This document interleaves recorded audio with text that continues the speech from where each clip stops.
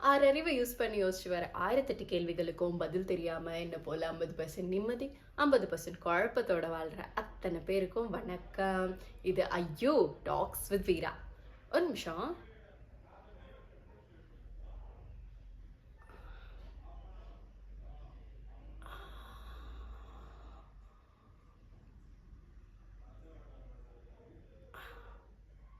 Hello, போதைப்பொருள் தான் நினச்சிங்க.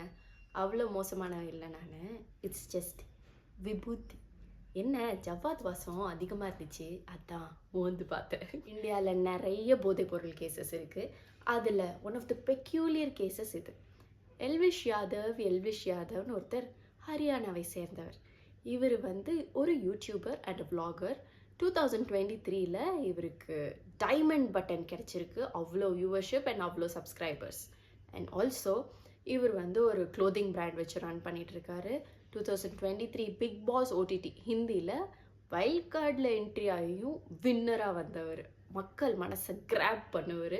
இவர் ஒரு என்ஜிஓ நடத்திட்டு வர்றாரு. அது அண்டர் ப்ரிவிலேஜ் சில்ட்ரனுக்காக நடத்திட்டு வர்றாரு. இவ்வளோ பண்ணுற இந்த மனிதர்கிட்ட துபாயில் 8 கோடி மதிப்புள்ள ஒரு வீடு இருக்கான்.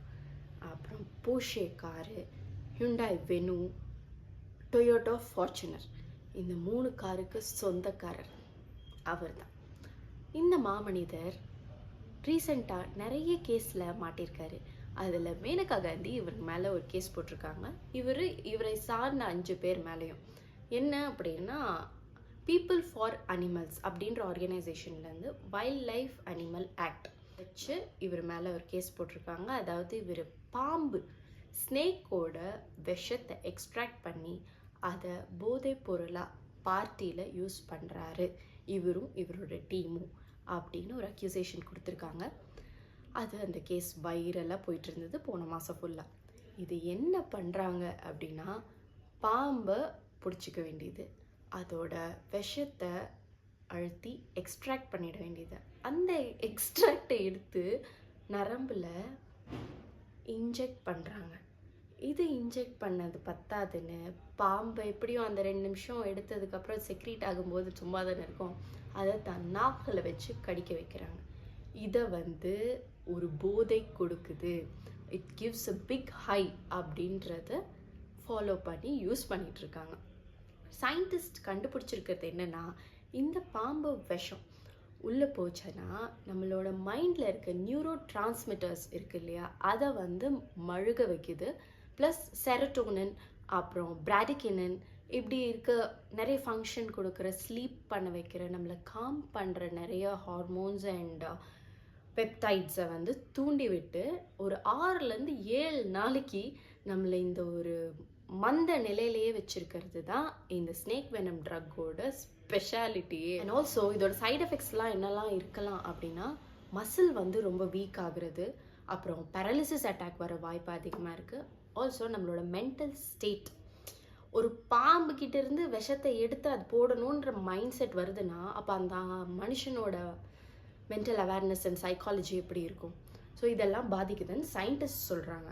And especially a new word நான் கற்றுக்கிட்டது என்னென்னா, சைக்கோநாட்ஸ். அதாவது அனிமல்ஸ் கிட்ட இருந்து எக்ஸ்ட்ராக்ட் எடுத்து அதிலிருந்து போதை ஆயிக்கிறவங்க, அவங்க எல்லாருமே தே ஆர் கால்ட் சைக்கோநாட்ஸ். ஸோ இந்த சைக்கோநாட் அப்படின்றத எல்விஷ் யாதவ் மேலே மேனகா காந்தி சொல்லியிருக்காங்க. பட் இவர் எனக்கும் அதுக்கும் சம்மந்தமே இல்லை, ஒரு பேசிஸே இல்லாமல் என்னை இதுக்கு அக்யூஸ் பண்ணுறீங்க அப்படி சொல்லியிருக்காங்க. பணம், பேர், புகழ் எல்லாமே இவருக்கு இருக்குது. ஆனால் பேர், நல்ல பேர் இருக்கா? அதான் இல்லை. இந்த ஒரு கேஸ் பத்தாது அப்படின்ட்டு அவர் மேலே மணி லாண்ட்ரிங் கேஸு உடனுக்குடன் இப்போ தான் விழுந்திருக்கு. இவர் திருப்பி ஏன் மாட்டுறாருன்னு தெரியல. பட் ஏதோ ஒரு தப்பு நடக்குதுன்னு மட்டும் தெரியுது. ஓகே, இது நம்ம கண்ட்ரியில் நடந்த சாதாரண கேஸ் தான். ஆனால் இந்த வாரம் போதை வாரம் அப்படின்னு சொல்கிற மாதிரி சியரா லியோன் அப்படின்ற வெஸ்ட் ஆஃப்ரிக்கா கண்ட்ரி, இந்த கண்ட்ரியில் குஷ் அப்படின்னு ஒரு சிந்தட்டிக் ட்ரக் ரொம்ப ஃபேமஸ் ஆகிட்டுருக்கு. என்ன அப்படின்னா, நேஷ்னல் எமர்ஜென்சி கொடுத்துருக்காங்க அந்த கண்ட்ரியில். எல்லா யூத்தும் இதை யூஸ் பண்ணி அடிக்ட் ஆகி சாகிற நிலைமையில் நிறைய பேர் செத்துட்டாங்க, நிறைய பேர் செயலிலேருந்து வாழ்ந்துட்டுருக்காங்க அப்படின்னு சொல்கிறாங்க. ஒரு யூத் ஜெனரேஷன் தான் ஒரு கண்ட்ரியோட டெவலப்மெண்ட்டை தீர்மானிக்குது, நிர்ணயிக்குது. ஸோ அப்படிப்பட்ட யூத்தே ஏன் இவ்வளோ கேவலமாக இறங்கி இந்த ட்ரக்குக்கு அடிக்ட் ஆகி தப்பான வேலையெல்லாம் பார்க்குறாங்க, வெறும் ஒரு ட்ரக்குக்காக காசு கொடுத்துட்ருக்காங்க அப்படின்னா அந்த கண்ட்ரியில் வெறும் 86 லட்சம் பீப்புள் தான் பாப்புலேஷன் இருக்காங்க. ஆனால் இப்படி இருக்க கண்ட்ரிலேயே பாவர்ட்டி அதி பயங்கரமாக இருக்குது. யூத் யாருக்கும் வேலை இல்லை. இருக்கிற வேலையிலையும் ரொம்ப ரொம்ப கம்மி சம்பளத்துக்கு தான் வேலை செஞ்சிட்ருக்காங்க. எவ்ரிடே ஸ்ட்ரெஸ் அவங்களால தாங்க முடியல. நம்ம வாழ்க்கையில் முன்னேறவே மாட்டோமா, இதுதான் நம்ம லைஃபான அவங்க ஸ்டக் ஆகி அந்த லூப்குள்ளேயே ட்ரக்கை இன்ஜெக்ட் பண்ணிக்கிறாங்க. அந்த ட்ரக்கு என்ன, ஒருத்தர்கிட்ட வாங்கினா ஒரு 2000 ரூபாய் சொச்சம் வருது அப்படிங்கிறாங்க. அதை வாங்கி 3 பேர் ஷேர் பண்ணிக்கிறாங்களாம்.